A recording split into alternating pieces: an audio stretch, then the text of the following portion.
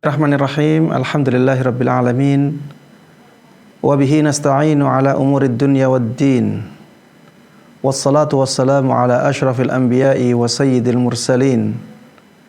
Nabiyyina Muhammadin wa ala alihi wa sahbihi wa man tabi'ahum bi ihsanin ila yaumiddin.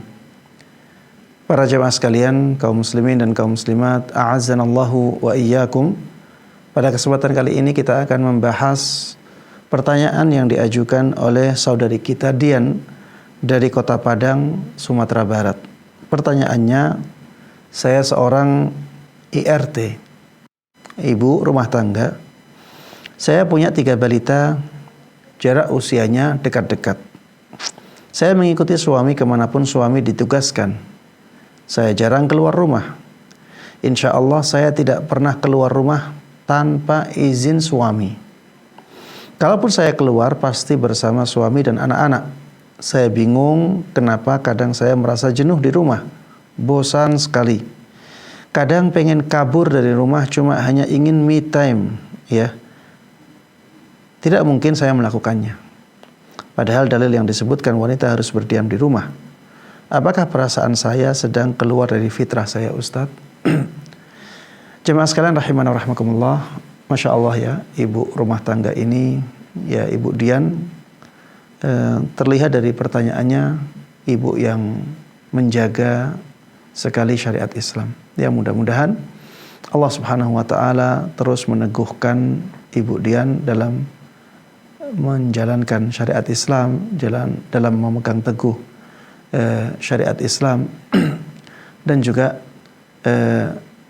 ibu rumah tangga yang lainnya. Mudah-mudahan Allah berikan kekuatan dalam menerapkan syariat Islam. Amin amin ya rabbal alamin.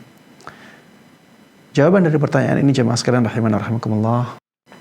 Wajar ketika seseorang merasa jenuh di dalam rumah. Itu sesuatu yang wajar. Siapa yang tidak jenuh ketika berada di dalam rumah terus-menerus? Maka jemaah sekalian rahimana rahimakumullah, ada beberapa hal yang bisa dilakukan untuk solusi dari permasalahan ini. Solusi yang pertama jemaah sekalian rahimana rahimakumullah, hendaknya suami menjadikan rumahnya nyaman untuk dihuni oleh istrinya. Suami harus memperhatikan rumahnya. Apalagi istrinya sudah berkomitmen untuk berusaha tidak keluar rumah. Dan ini sangat selaras dengan firman Allah Subhanahu wa Ta'ala, wa qarna fi buyutikunna. Hendaklah kalian berdiam diri di rumah-rumah kalian. Hendaklah kalian menetapi rumah-rumah kalian. Ketika seorang suami mengetahui syariat ini dan melihat istrinya selalu berusaha untuk tinggal di rumah, maka harusnya seorang suami punya komitmen menjadikan rumahnya rumah yang nyaman untuk dihuni. Rumah yang tidak membosankan. Rumah yang paling tidak bisa mengurangi kejenuhan istri ketika tinggal di dalamnya. Ini yang pertama. Yang kedua jemaah sekalian rahimana rahimakumullah, seorang suami juga harus peka terhadap istrinya. Kalau misalnya istrinya ingin keluar rumah jalan-jalan, ajaklah keluar rumah, ajak jalan-jalan. Dan ini termasuk muasyarah bil ma'ruf. Allah Subhanahu wa Ta'ala mengatakan wa'ashiruhunna bil ma'ruf. Pergauli para istri-istri kalian dengan cara yang baik. Cara yang disenangi oleh istri. Dengan cara memuliakan, membahagiakan. Ajak keluar rumah. ketika memang istri membutuhkan refreshing. Dan itu bukan sesuatu yang melawan fitrah atau tidak sesuai dengan fitrah wanita. Walaupun ya wanita itu sebaiknya selalu di rumah, tapi mereka juga punya waktu-waktu jenuh. Maka ketika waktu jenuh itu datang, ya hendaklah seorang suami peka dan mau mengajak istrinya untuk jalan-jalan. Jalan-jalan bukan berarti bermaksiat. Jalan-jalan ini bisa berpahala. Jalan-jalan ini bisa bernilai pahala apabila niatnya membahagiakan anak istrinya atau niat-niat mulia yang lainnya. Ini yang kedua. Yang ketiga, jamaah sekalian rahimana rahimakumullah, ya, perlu diketahui bahwa keluar rumah, ya, kalau diizinkan oleh suami maka tidak ada masalah. Walaupun sendirian, yang penting bukan safar. Yang penting apa? Bukan safar. Jadi jaraknya tidak jarak qasar. Jaraknya bukan jarak yang jauh sekali. Ya, jarak safar itu banyak ulama yang membatasi 80 km.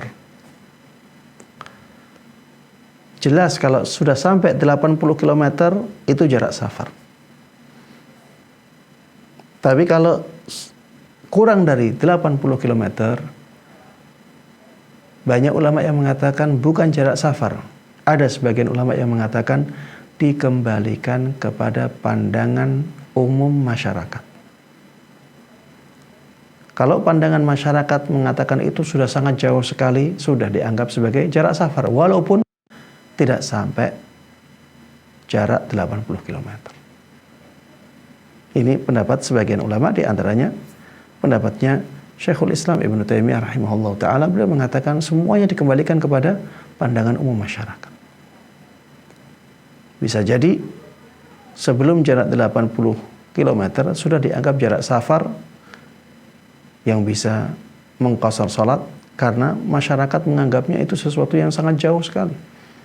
Dan ini bisa berbeda antara satu tempat ke tempat yang lainnya. Misalnya ada orang yang hidupnya di tengah hutan, ya, dan ada daerah lagi yang masih di tengah hutan yang lainnya. Aksesnya berat. Untuk sampai 60 km saja, ya, bisa sampai sehari semalam lebih. Ada yang sampai seperti itu. Maka 60 km ketika keadaannya seperti itu sudah dianggap sangat jauh sekali. Intinya jemaah sekalian rahimani rahimakumullah, saya ingin menyampaikan bahwa ketika seorang wanita ingin keluar rumah karena kejenuhan, kemudian dia izin suaminya dan suaminya membolehkan untuk keluar rumah